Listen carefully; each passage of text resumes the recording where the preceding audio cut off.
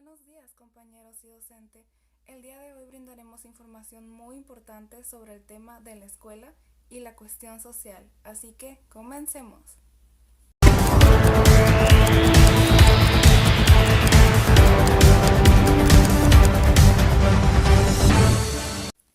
Vamos a empezar informando un poco sobre el subtema de la desigualdad como producción social, modelos analíticos de la interacción entre el profesor y el alumno. ¿Sabían que, según Giddens, la educación tiende a expresar y reafirmar desigualdades ya existentes en mucha mayor medida de lo que contribuye a cambiarlas? La escuela de las sociedades capitalistas enfrenta grandes dificultades para romper los determinismos sociales en materia de distribución del conocimiento y el saber. La escuela liberadora y productora de igualdad social era más un deseo, un programa que una realidad. Sin embargo, la fe en la escuela liberadora y en la eficacia propia de la pedagogía escolar siempre encontró fuentes donde alimentarse. Las múltiples experiencias de movilidad social ascendente alentaron la creencia en las virtudes y potencialidades de la educación escolar. Estos fenómenos impedían ver que lo que la escuela reproduce no es una estructura estática de desigualdad, sino un sistema de distancias o diferencias sociales. Desde 1950, la sociología ha contribuido de dos maneras típicas al conocimiento de la relación probabilística que existe entre determinadas condiciones de vida de los alumnos y sus familias, y la probabilidad de apropiarse de conocimientos socialmente poderosos, para comprender mejor la desigualdad y su proceso de producción y reproducción en aulas y en otros ámbitos de la sociedad. Es preciso tener presente que las prácticas humanas dependen tanto de la subjetividad de los actores sociales como del peso de factores de orden histórico estructural. Ahora continuaremos hablando de la sociología en la educación, sus tendencias recientes, así como también de diversos subtemas que observaremos más adelante. La evolución responde a una dinámica interna de la disciplina, la crisis de los modelos subjetivistas de tipo funcionalista o marxista, que privilegiaban el punto de vista de la totalidad, y el sistema dejó lugar a análisis de un conjunto de elementos esenciales para comprender la relación entre los mecanismos globales y la actividad cotidiana de los maestros y alumnos en aulas y las instituciones. Este cambio de enfoque estuvo acompañado de la influencia creciente de corrientes sociológicas, tales como el interaccionismo simbólico, la etnometodología y la fenomenología social. El interés por las reformas educativas impulsó una serie de investigaciones. Los líderes adoptaban estilos como autocrático, democrático y laissez-faire, que es dejar de hacer. Una tipología utilizada fue la que distinguía la enseñanza centrada en el maestro de aquella centrada en el aprendiz o el alumno. Técnicas de observación de la relación maestro-alumno. Los estudiantes de los grupos sociales dominados son empoderados o incapacitados como consecuencia directa de los resultados de su interacción con los educadores en las escuelas. Por eso se sostiene que son los educadores quienes deben cambiar sus modos de relación con los alumnos con el fin de fortalecer sus capacidades y de este modo mejorar sus probabilidades de éxito en la carrera y el aprendizaje. La única manera de superar el círculo vicioso que impide el avance de la discusión es adaptando un punto de vista teórico integral que permita la mirada analítica parte por parte, pero teniendo presente el punto de vista de su totalidad. En el campo académico norteamericano existe una tradición de investigación que usa la observación sistemática del comportamiento de maestros y alumnos, con el fin de reducir a unidades en pequeña escala adecuadas para su tratamiento cuantitativo. La interacción como fenómeno complejo es descompuesto en unidades de sentido previamente especificados. Por ejemplo, el maestro pregunta, el alumno contesta o el alumno pregunta. En otros casos se le da al observador una lista de cosas o temas a vigilar. En este sentido, el esquema más conocido es el propuesto por Ned Flanders. La aplicación de este tipo de instrumento. Cabe aclarar que existe una gran variedad de grillas de observación, muchas de las cuales incorporan otros elementos, tales como los gestos, las miradas, el tono de voz, y además como elementos para observar en la interacción. Permite acumular una gran cantidad de información como los resultados de las observaciones realizadas. De este modo se obtuvieron muchas evidencias empíricas acerca del tipo de relación maestro-alumno que predominaba en situaciones específicas. Sin embargo, las ventajas del procedimiento contrastan con las dificultades y críticas que se le hicieron en términos de la relevancia de los resultados obtenidos mediante este tipo de estudios. Entre otras críticas puede señalarse que mediante estas técnicas solo puede medirse lo que se observa, es decir, conductas y comportamientos. Aquello que está más allá de lo directamente observable son las intenciones y sobre todo los significados que los propios actores otorgan a lo que hacen, queda fuera del campo del análisis. Los críticos dicen que estas técnicas solo permiten captar aquello que puede ser medido y cuantificado.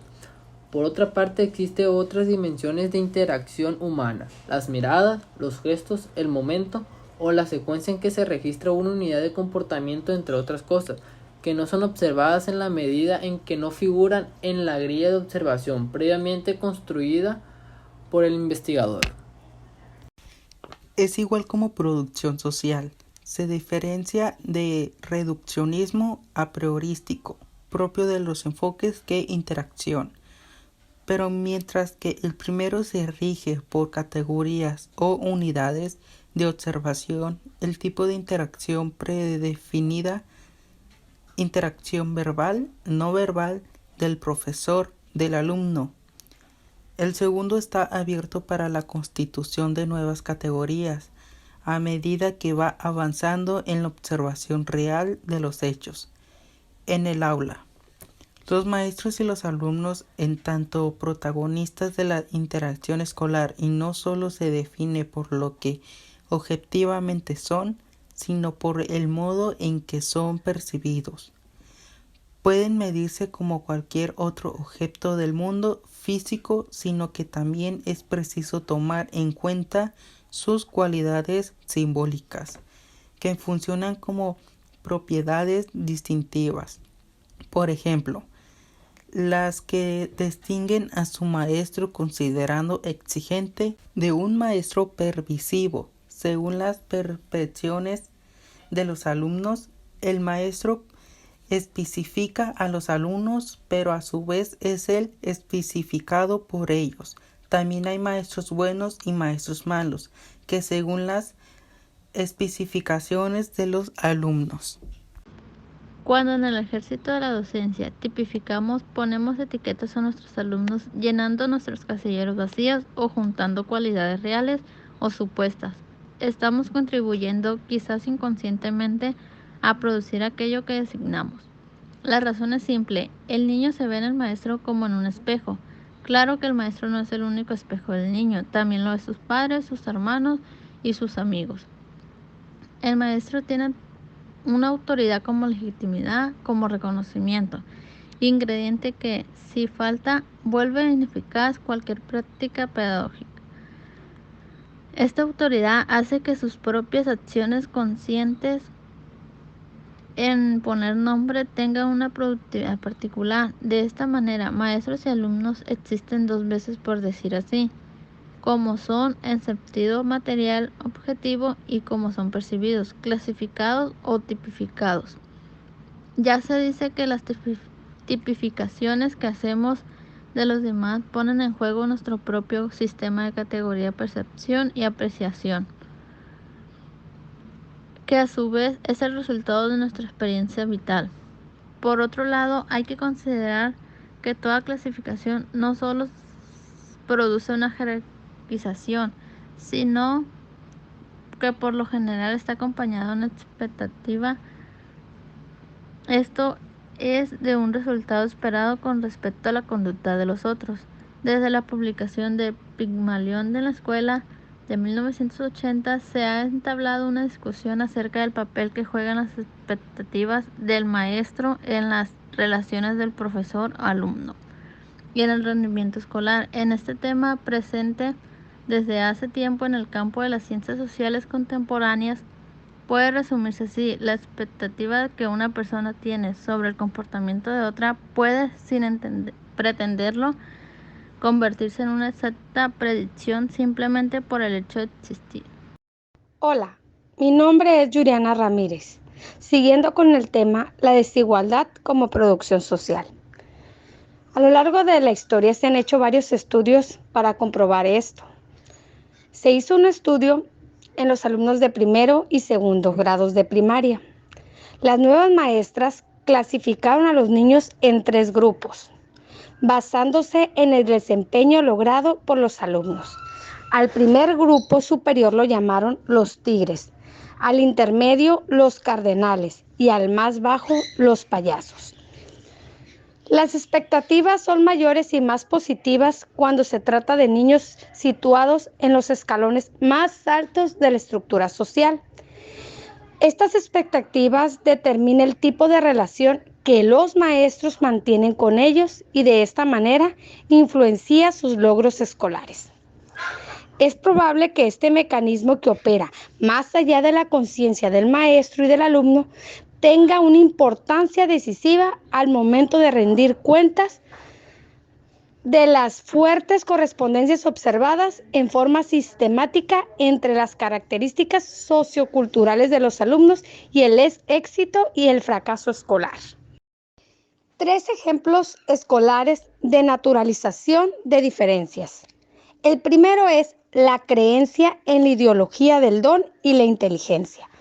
Estos tienden a aparecer en la conciencia de los agentes escolares, en los aprendices y los padres de familias, como atributos naturales de origen biológico o genético. El 2, la creencia en el interés, la motivación y la pasión.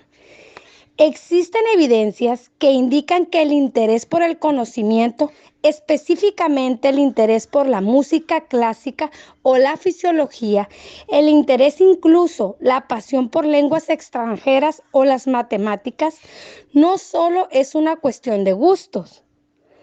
El gusto no tiene explicación, o sea, el gusto es natural.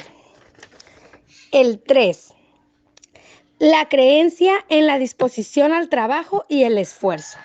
Muchas veces al decir a él no se le da eso o se muestra el desinterés por el estudio, manifiesta su falta de disposición hacia el trabajo. Emilio Tenti Fanfani. Hay que recordar aquí la tragedia de la exclusión cultural, ya que no existe hambre de saber, como existe hambre de alimento.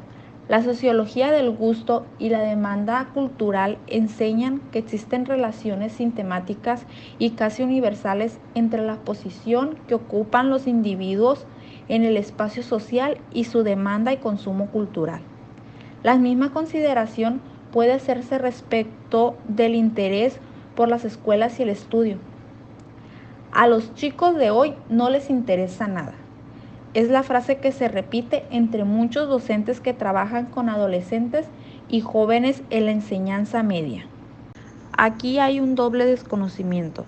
El primero es que el interés por los contenidos culturales no surge natural y espontáneamente. El segundo es que muchas veces estamos equipados para ver solo nuestra categoría de perspección. La creencia en las disposiciones al trabajo y esfuerzo. Muchas veces el no le da la cabeza o el desinterés por el estudio se manifiesta como falta de disposición para el trabajo y el esfuerzo. Esto tiende a presentarse como cualidades aleatoriamente distribuidas en la posición, es decir, como si fuera una cuestión de siempre voluntad o elección individual. Fuimos a la casa embrujada porque dijeron que ahí habían hechizado las botellas de Fanta. Pero más escalofriante que la brujería es una broma muy pro. Busca la edición especial de Fanta Halloween y rífatela como pro. Las instituciones procuran reajustar radicalmente los mecanismos de autorregulación del individuo. Tienen por misión almacenar gran cantidad de individuos y cambiarlos radicalmente. Las prácticas sociales se explican por el encuentro de 2 conjuntos de factores: Los primeros tienen que ver con sujetos dotados de una subjetividad que les permite construir su propia experiencia escolar. La subjetividad no es natural, sino que es el resultado de una experiencia hecha a cuerpo. De igual forma, puede existir de forma consciente una conciencia o como sentido práctico, o bien funcionar de modo no consciente. Es importante conocer la estructura de la subjetividad, ya que dependen los agentes sociales del campo escolar. El segundo conjunto de factores toma en cuenta la estructura objetiva del campo donde los actores se desempeñan. En este caso, los diferentes contextos institucionales donde se desarrollan las prácticas educativas juegan un papel fundamental para explicar por qué los agentes escolares hacen lo que hacen. Los agentes escolares, al ser capaces de objetivar las características mentales que organizan su propia visión del mundo escolar y estructuran sus interacciones y expectativas recíprocas, están en mejores condiciones de aumentar el control reflexivo de sus acciones en función de valores explícitamente asumidos. El análisis reflexivo que nos enseña que somos nosotros quienes damos a la situación una parte de la fuerza que ella posee, permite trabajar para modificar nuestra percepción de la situación y, por ende, nuestra reacción. Ella nos hace capaces de dominar hasta un cierto punto algunas de estas determinaciones que se ejercen a través de la relación de complicidad inmediata entre posiciones y disposiciones, que solo es eficiente en la medida en que permanece oculta a los propios agentes sociales. Es preciso conocer no tanto las ideas, los principios, los valores o representaciones, sino las creencias incorporadas que muchas veces son eficaces porque no son conscientes. Sociologías de autor. Es aquí donde interviene la reflexión para la acción de docentes y alumnos. Como la de cualquier agente en situación práctica, nunca es totalmente reflexiva, en el sentido fuerte de la expresión. Por eso es preciso conocer no tanto las ideas, los principios, los valores o representaciones, sino las creencias incorporadas que son eficaces porque son conscientes de la situación en la que se encuentran. Expresan esta necesidad de darle un tiempo y un lugar adecuado a la reflexión colectiva. En la vida social la rutina tiene varias ventajas. Una de ellas, y no la menor, es que permite ahorrar el costoso esfuerzo de la reflexión en los oficios prácticos. No es el caso de los académicos y especialistas en los múltiples ciencias de la educación. Esta es la realidad cotidiana de la interacción que está hecha de una serie de rutinas y de urgencias, de cosas que hay que hacer todos los días cuando se llega a la escuela. Los agentes sociales determinan activamente la situación, que los determinan a través de las categorías de percepción y de apreciación socialmente e históricamente constituidas. Hasta puede decirse que los agentes sociales están determinados solamente a la medida en que se determinan. Por eso es importante conocer las categorías de percepción y apreciación de docentes, estudiantes y otros agentes que interactúan en las instituciones para entender lo que hacen y por qué lo hacen. Como conclusión, se puede afirmar que existen por lo menos dos condiciones subjetivas e intersubjetivas para la producción y reproducción de desigualdades sociales y escolares. La primera es la doble naturalización, es decir, de las categorías mentales que usamos para mirar y construir el mundo social y la de los dispositivos institucionales y pedagógicos de la escuela. Así, la inteligencia, la capacidad y el interés, la motivación y la disposición al esfuerzo tienden a presentarse como cualidades basadas en la naturaleza biológica o en los valores y principios éticos que unos tienen y otros no. En segundo lugar, hay que reconocer que los efectos conservadores de la naturalización de los objetos sociales no funcionan sin una dosis variable de desconocimiento y no conciencia que legitima las desigualdades existentes. En este sentido, puede decirse que las desigualdades sociales y escolares, así como toda relación de dominación, no se mantienen sin la capacidad de ricos y pobres, incluidos y excluidos, explotadores y explotados, dominantes y dominados. Estamos convencidos de que podemos poner palos en una rueda de reproducción social de desigualdades. Uno de ellos es el palo del conocimiento crítico y la conciencia que permiten incrementar las dosis de control reflexivo sobre las acciones humanas. La reflexividad produce un efecto de desnaturalización que produce en crisis las desigualdades y las vuelve insoportables e injustificables y por lo tanto ilegítimas, a través de un trabajo constante, aburrido, monótono e individual. Pero después de haber realizado el trabajo, el premio es la satisfacción.